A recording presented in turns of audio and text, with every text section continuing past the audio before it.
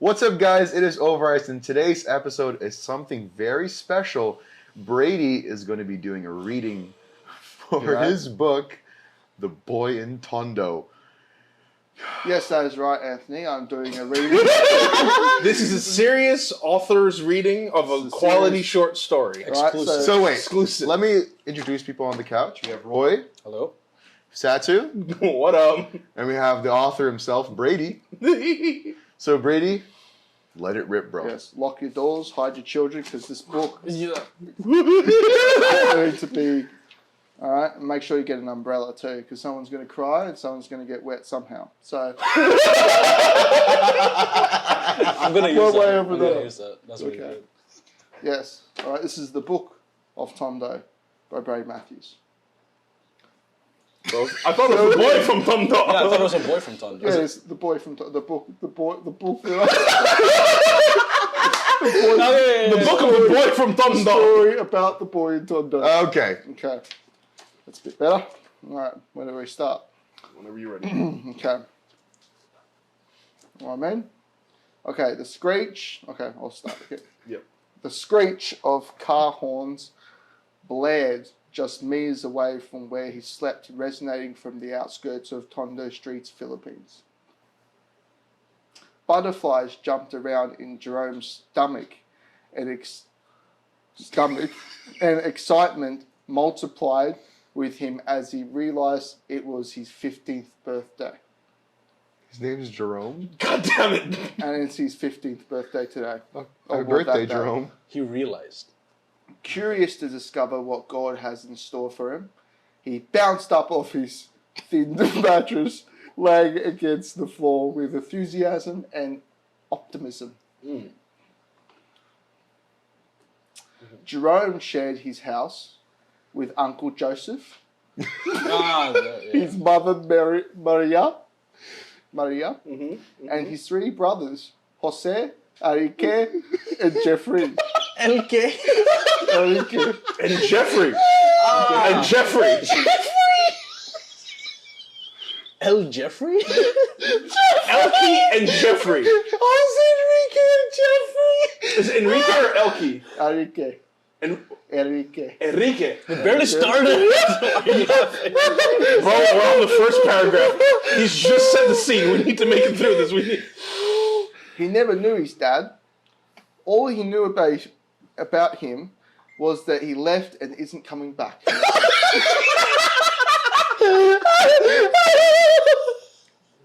Oh my god! Continue. I need to turn my phone down in case of, annoyances. Fair enough. Publicists might be calling. Yeah. Exactly. This is too good of a. Well, this is an OverRice exclusive. Should we have on more authors? Let us know in the comments. Yes. Okay, where was I up to? Yes, he never knew his dad. Yes. All he knew about his dad was he left and isn't coming back. Can I ask you a question? Yeah. Is Jerome, Jose, Enrique, and Jeffrey, the mother and the uncle, are they all intended to be Filipino? Yes. Okay, fantastic. Yeah. Please proceed. Thank you. His friends used to joke around that his dad went out for cigarettes and must have got lost on the way back.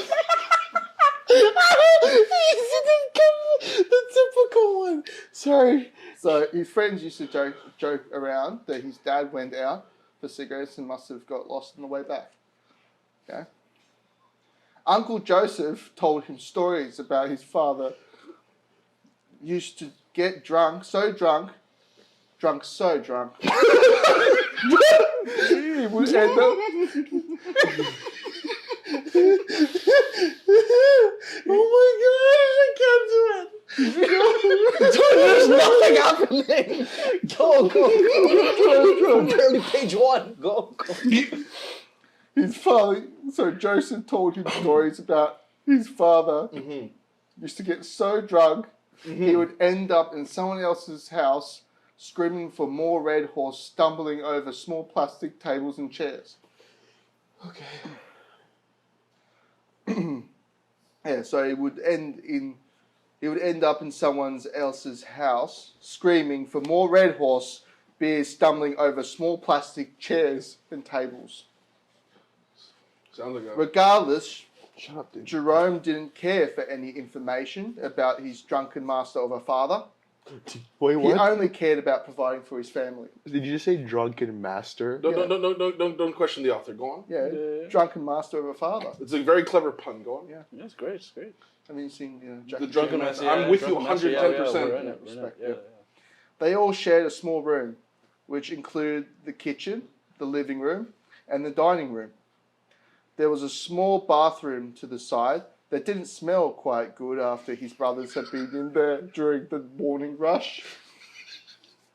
They didn't have any hot water, unless they heated up hot water in a pot on the rusty old portable gas stove his brothers borrowed from his friendly neighbour down the street. Yep. Oh my god, we made it past one page. Yeah, we did. You got this. You got this. Keep going. Jerome was welcomed with a Filipino barbecue as he stepped out of the bathroom. Okay. So you was greeted with the barbecue after the bathroom? Fantastic. The barbecue contained 3 chicken intestines and liver skewers. They're good. Masarap. Yeah, easy. Contained 3 chicken intestines and liver skewers, as well as a plate of pancit noodles.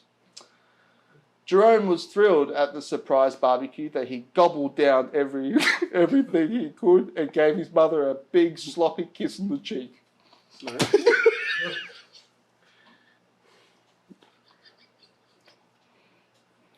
He felt lucky to have a family that thought of him despite not having a lot to give, yearned for a better future for them. So Fantastic, yeah. he thought of him, he felt lucky that he had a family that thought of him despite not having a lot to give and yearned for a better future for them. That's beautiful.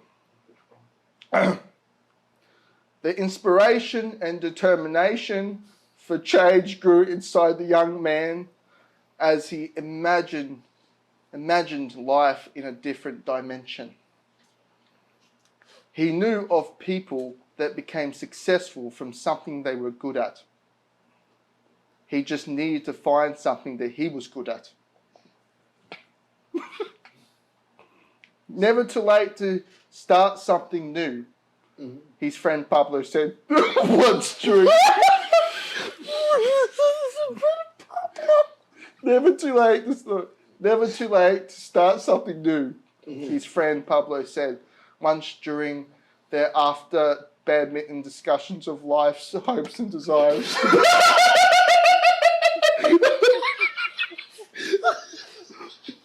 Yeah. Go on. Okay. The fury exploded inside Jerome as he swung his arm. Can we do that again? Yeah, take your time. Yeah. The fury exploded inside Jerome as he swung his arm over one last time, hitting the shuttlecock like a fly swatter. Pablo lunged forward, missing the shot, catching a scrape on his left knee from the concrete floor. Painful. Yes, Jerome screamed, looking up to the heavens above, clenching his fist in almighty joy. They would play for hours sometimes, laughing and giggling at the competitive nature of badminton. They usually play with no net, using the cracks in the concrete as a divider. Next page. Let's go, Brady. The clouds began to gather. Dark skies and droplets appeared. Jerome and Pablo needed to duck under cover. It was too late. Droplets were now a heavy force from Zeus himself, striking the ground like feet at a rock concert. Okay. They raced towards Jerome's house, trying to dodge the heavy cluster strike worried they would catch something from the rain. Yeah, makes sense. Go on, bro. Jerome and Pablo waited for the rain to clear before Pablo hurried back home to clean his scraped knee and eat his mother's famous chicken adobo. Okay. I'm with you. Okay. Next. Yeah. Jerome volunteered at the nearby school, reading children's books for the youngsters every weekend. He enjoyed the fascinating stories people made up and the adventures the mind has processing words on a blank white page. He loved books that kept him entertained with every page he turned. He felt himself drift off into the world the authors create, forgetting his life struggles and stepping into another reality. Yeah. The kids loved him reading to them. He read with such passion and honour, creating a huddle of eager little children hanging onto every page turn. Yep. He felt a certain connection with some of the authors who wrote books. He was blown away by Green Eggs and Ham by Dr. Seuss.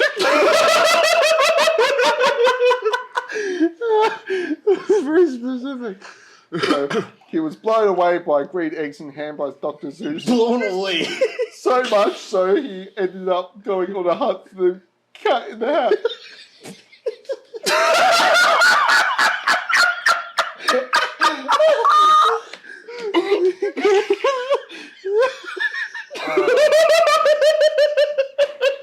Dr. Seuss, though.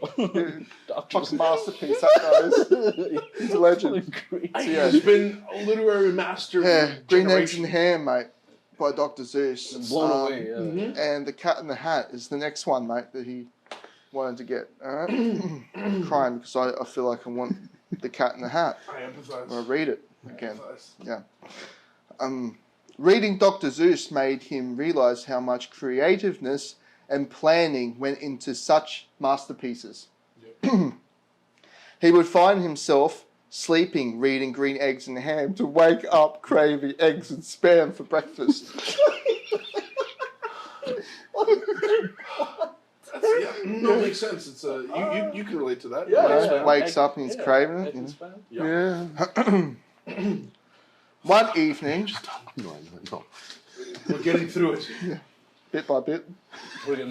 I'm holding it in as much as possible. I believe in you. You're fantastic. You're doing a great job. Keep going. Keep going. All right, Larry. Keep going. Got this, brother. One evening, Yep. an idea popped up from his brain like a jack-in-the-box.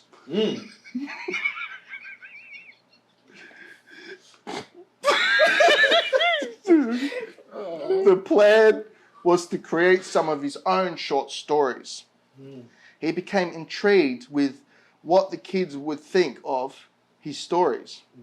He wrote all day and all night until he was satisfied enough with the creation of a couple short stories he thought might inspire home and place within the kids' hearts. That's important. It's the inspiration. He needed the kids to relate to the characters and encourage them on their future journey through life's ups and downs. What did you say like that? Ups and downs. Okay. Life's ups and life's downs.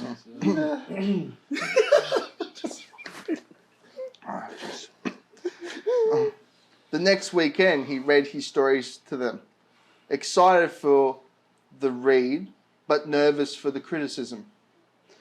The children's reaction was heartwarming. Laughter erupted and excitement grew through every page.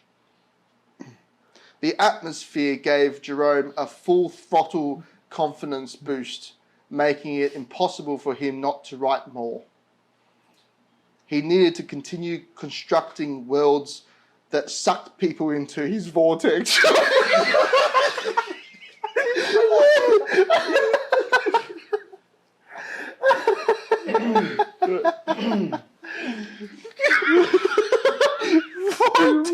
Okay. Good. vortex of? Okay. Well, I'll start that again. He needed to... Suck people into the vortex of his. Yeah, so he needed to continue constructing worlds that suck people into his vortex of imagination and keep them there until the last page is turned. Yeah.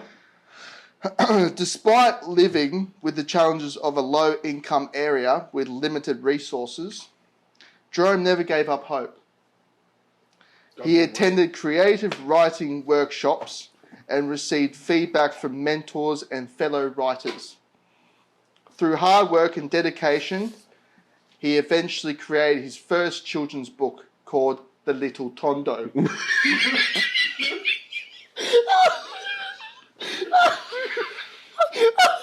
You really weren't fucking kidding. It's about a boy from Tondo. Yeah. It's about a book of the boy in Tondo, writing the book of the boy in Tondo. Gee. I wasn't joking. It's a mind fuck. Yeah, it just came into fruition. It's metacognitive. real. That's what we love. Yeah. That's I'm literary, going through dimensions of the shit, man. literary treasure. Okay.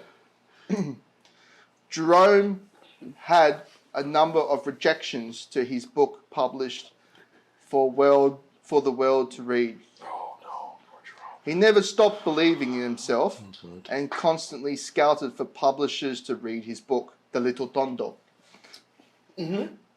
Shortly proved to be a hit.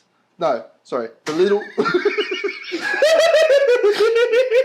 The Little Tondo shortly proved to be a resonate.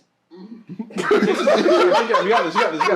You got it. The Little Tondo shortly proved to be a hit, resonating with children and families across the country, loving their community being represented in the book.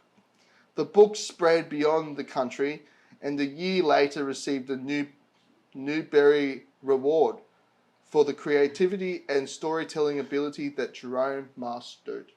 Fantastic. Jerome gave multiple interviews and showed up on a couple of podcasts to discuss the inspiration behind his book, how and why he started writing, and the struggles he went through to get where he is. Thanks to Jerome's book, he was able to move his family into a larger house with running hot water and a beautiful garden you can stare at for days. He provided for his mother before she passed away shortly after receiving the reward, uncle and 3 brothers who still live with Jerome and are pushing him to create another masterpiece. He catches You got this. He catches up with Pablo every Saturday for another intense badminton battle. Jerome still dreams of green eggs and ham, but this time he has a full fridge of eggs and spam. Bars. Wait, what's this one? You printed it. Printed it. You wrote it. Oh, this is the reflection. Oh. Oh. The purpose of the story. Wait, is that the book done? So it ends with. Can we run back the last line again? Okay. The eggs and spam. Yeah. So, where do I start here? He catches up with Pablo every Saturday for another intense badminton battle. Jerome still dreams of green eggs and ham, but this time he has a full fridge of eggs and spam. That was fantastic. Inspirational. Yeah. Poetry in motion. Yeah. Very sweet. Poetry in motion. You know what? I loved it. It was I fantastic. It's loved very it. sweet. Very sweet. I loved it, man. Yeah, Big it was ups, good bro. shit. Big ups, It was bro. good shit. I really did like The it. boy in Tondo for the OverRice. What, did his mother die? I don't know, he just died. Man. That's why I was laughing. I know, Because there's no just died. Mother passed away. She yeah. passed away. That's tragic. Anyways, thank you so much for reading your wonderful original short story called The Boy and Tondo, authored by our one and only Brady Matthews. And, Brady, if you're down, set a like goal for this video. Can I tell you the next book if I was going to write it? Oh, I sure. very much so want to hear Yes. It is The Boy. Oh. The next book is going to be called The Boy with Mummy's Toy. Or The Boy Who Found Mummy's Toy. it. Is this a children's book? Is this a sequel? Or it's, it could be anything, mate. That's what I haven't Didn't his decided. mom die? Yeah, No, he didn't say this was about Jerome. that's true. It's about... You don't know. He's going to write it. Ah. Do we have a The ETA? Boy with a Toy. Boy with a toy. Do we know when this book might be? I know, probably like fucking 5 years. Just- Okay. All right. Well, guys, you heard it. Brady has a next book coming out in the next 5 years. If you really enjoyed this video, please hit the like button, comment down below your take, and subscribe, guys. Thank you so much for watching OverRice. Before we cut, though, Brady, can you set a like goal for this video? And if we hit that like goal, we will pick somebody in the comments to give this signed copy of The Boy from Tondo, the manuscript that Brady wrote, printed, published, and Signed. signed. We'll all sign it. We'll all sign it. Sure, yeah. Brady at the top. And if you want it, comment in the comment section down below. How many likes are we going for this? 69. Fair enough. Very fair number. 69 likes. And you'll get a signed copy of The Boy in Tondo, the only published one in existence. We could just print it again, but yeah. The only published one in existence. But thank you so much, guys. Peace out, guys. Thank you, guys.